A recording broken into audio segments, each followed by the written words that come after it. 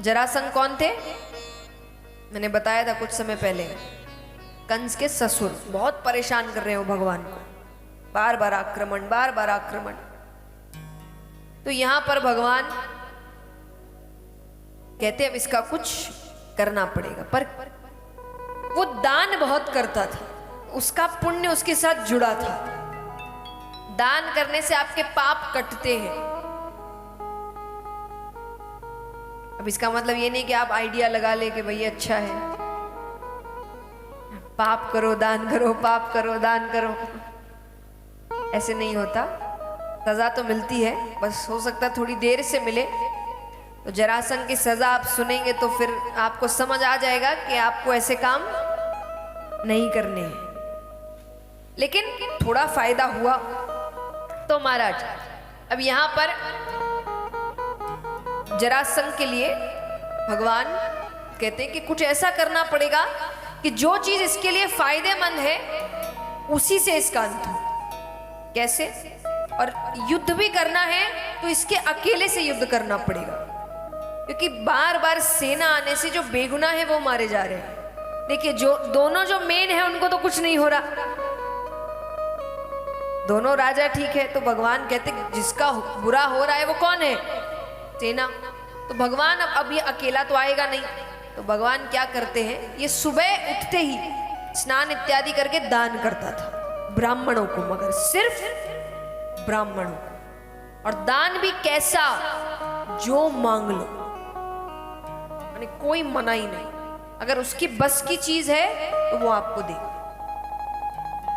तो भगवान पांडवों के साथ जाते हैं, साधु का वेश बना, ब्राह्मणों का वेश बनाकर जाते हैं। उसके पास गए तो वो कुछ सामान देने लगा, तो भगवान कहते ये सब नहीं चाहिए। तो बोले बताओ क्या चाहिए? बोले वचन चाहिए कि जो मांगेंगे वही दोगे, पीछे नहीं हटोगे। उसने कहा मैं पीछे हटने वालों में से हूं भी नहीं, जो मांगना है मांगो। भगवान कहते पहले वचन। उसने कहा रे ज्यादा से ज्यादा मुझसे क्या मांग लोगे? मेरा राज्य मैं दे दूंगा। आपको लग रहा होगा कितना तो अच्छा आदमी है,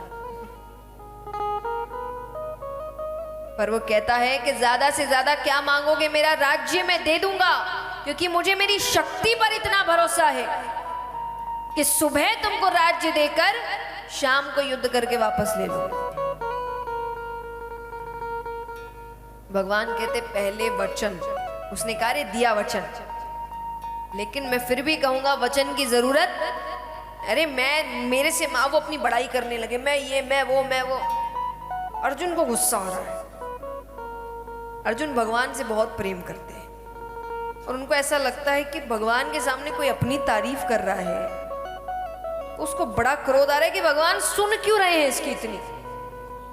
तो उसने क्रोध आपके लिए अच्छा बने बनाए काम को अगर कुछ खराब कर सकता है तो वो है आपका क्रोध। इसीलिए क्रोध से बचकर रहना चाहिए। तो अर्जुन यहां सब सही चल रहा था। अर्जुन ने कहा जितना कहा जाए उतना ही करो। अच्छा, अब जो कहा उसमें गलती नहीं है, पर ये जो हाथ दिखाया उसमें गलती कर दी। क्यों? भगवान ने 4 वर्ण बनाए हैं। कौन कौन से?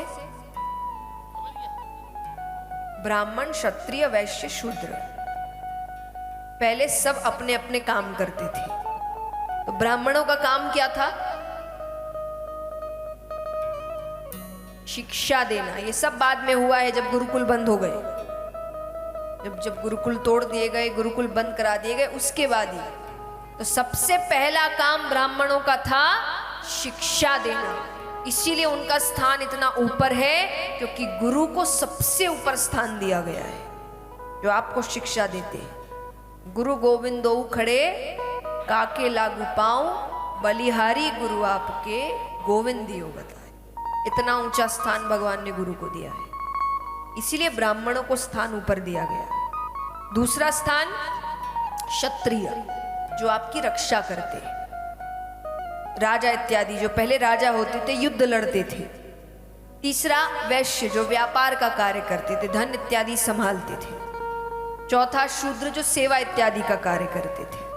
भगवान ने किसी को ऐसे ऊपर नीचे नहीं बनाया, भगवान ने अपना अपना काम दिया और उनके लिए वही काम सबसे अच्छा था। तो समय समय की बात है, ना अभी का समय खराब ना पहले का समय खराब। खराब हर चीज हम करते हैं, भगवान ने कुछ भी खराब नहीं किया, हमने खराब किया हर चीज। हमने जब अपना मन लगाया, अपनी बुद्धि लगाई, अपनी जलन लगाई, अपनी महत्वता लगाई, अपने आप को बड़ा बनाने की कोशिश की। देखिए भगवान आपको बड़ा बनाए तो बहुत अच्छी बात है, जब आप खुद को बड़ा बनाने लगे तब गलत हो जाता है, तो चीजें वहीं से खराब हुई। भगवान ने कुछ भी खराब नहीं किया।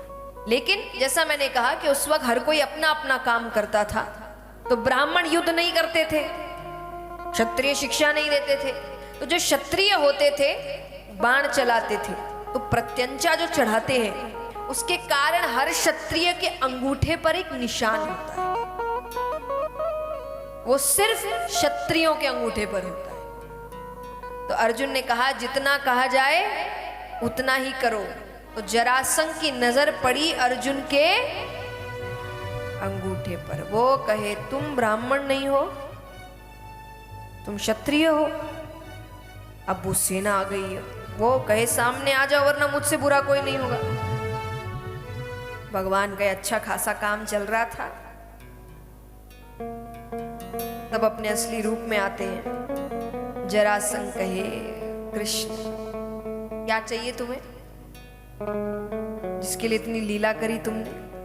भगवान कहते युद्ध करना है, लेकिन मल्ल युद्ध करना है, सेना नहीं आएगी। जरासंध कहे तो क्या सीधे सीधे मेरे पास आकर कहते तो मैं मना कर देता क्या। अब लेकिन अब सब खड़े हैं ना, तो वो भगवान को पसंद नहीं करता होगा, तो वो कहने लगता है कि पर क्या करे, इससे कोई काम सीधा करने की आदत जो नहीं। अरे इसने हर काम टेढ़े किए। जन्म कब लिया, मध्य रात्रि में, थोड़ी देर रुक जाते, सुबह हो जाती, सबकी नींद खराब की। तो मध्य रात्रि में जन्म लिया। कहां जन्म लिया, जेल में। जरासंध कहे भगवान बने फिरते हो, अरे तुम्हारे बगल में तो महल था, थोड़ी सी लीला करते कि देव की माता को थोड़ी देर के लिए महल जाना पड़ता, पर तुमने जेल के अंदर जन्म लिया। ये भी काम टेढ़ा, खड़े टेढ़े होते हो, मुकुट टेढ़ा रखते हो, बंसी टेढ़ी रखते हो, काम टेढ़ा करते हो। अब वो बार बार कहे, अर्जुन ने पीछे से कहा इसीलिए कहा जाता है टेढ़े आदमी के साथ नहीं लगना चाहिए। भगवान कहते मेरी तारीफ हो गई तो युद्ध करे। जरासंध कहे तुमसे नहीं करूंगा। भगवान कहते तो किससे करोगे, बोले भीम से करो। मुझे मेरे सामने खड़े रहने लायक केवल भीम लगता है, तुम में से तो कोई मेरे सामने खड़े रहने लायक नहीं। तो भगवान को ये बात बोल रहा है। भगवान कहते अच्छी बात है, मैं तुम्हें मारना भी नहीं चाहता, क्योंकि जिसे मैं मारता हूं मेरे धाम जाता है, तुम्हारे जैसे पापी को मैं अपने धाम भेजू ही ना। तो भीम के साथ युद्ध होता है, 27 दिन तक युद्ध चलता है। कितने, उसको खरोच नहीं आ रही। क्यों नहीं आ रही, बृहदवीत नामक एक राजा थे, उनकी 2 रानियां, एक भी संतान नहीं। तो वो कुछ संतों के पास जाते, उनकी सेवा करते हैं। अंत में संतों ने जाने से पहले कहा क्या चाहिए, तो उसने कहा मुझे संतान चाहिए। तो उनको नहीं पता था कि इसकी 2 रानियां हैं। उन्होंने एक फल दिया, बोले पत्नी को खिला देना। पत्नी ने आधे आधे फल खा लिए। तो 9 महीने बाद दोनों को बालक हुए आधे आधे, यानी एक हिस्सा एक को हुआ और एक हिस्सा मृत मरे हुए बच्चे हुए। तब राजा को लगा कि ये तो प्रजा को पता चल गया, प्रजा डर जाएगी। तो उसने रातों रात वो 2 हिस्से जंगल में फेंक दिए। जंगल में एक मायावी राक्षसी थी जरा, उसने वो 2 हिस्सों को पकड़ा और जी जी करके चिल्लाने लगी। जी यानी प्राण। वो करते करते उसने दोनों हिस्सों को जोड़ दिया, जोड़ते ही उसमें प्राण आ गए। इसीलिए नाम पड़ा जरासंग, जरा नामक राक्षसी ने हिस्सों का संग किया तो जरा संग, यानी बीच का हिस्सा कमजोर है। अब कहीं कुछ भी करो उसे कुछ नहीं होने वाला। तो भगवान ने 27वें दिन, सूर्यास्त के बाद युद्ध नहीं होता था, भगवान ने कहा कल मुझ पर नजर रखना, मैं कुछ इशारे करूंगा। उसने कहा ठीक है। अब दूसरे दिन युद्ध शुरू हुआ, भीम भूल गए। अब भगवान कह रहे आज का दिन भी फिर निकल जाएगा। तो भीम का ध्यान अपनी ओर आकर्षित करने के लिए भगवान जोर से आवाज कर रहे हैं। भगवान कहते हैं अहो भीम, क्या दाव खेला है, क्या दाव खेला है। अब भीम कहे ये दाव तो भगवान पहले भी देख चुके हैं, इतनी तारीफ तो कभी नहीं करी। फिर उसको याद आया कि अपनी ओर देखने को कहा था। वो भगवान की ओर देखते हैं, भगवान ने एक टहनी उठाई और उसको बीच से पकड़कर चीर दिया। भीम तुरंत मुंह घुमाते हैं, जरासंध के पैरों को पकड़ते हैं और दोनों पैरों को पकड़कर चीर देते हैं। चीर दिया तो फिर जुड़ गए, फिर जुड़ गए तो फिर भगवान की ओर देखे। भगवान के पहले ही पूरा देख लो, इतना सर घुमाने की जल्दी है। भगवान ने फिर टहनी उठाई, उन दो हिस्सों को तोड़ा और दो विपरीत दिशाओं में फेंका कि ये दोनों अब सामने नहीं आने चाहिए। तो भीम ने पैरों को पकड़ा और चीरते हुए दो विपरीत दिशाओं में फेंका। इस प्रकार जरासंध का वध होता है।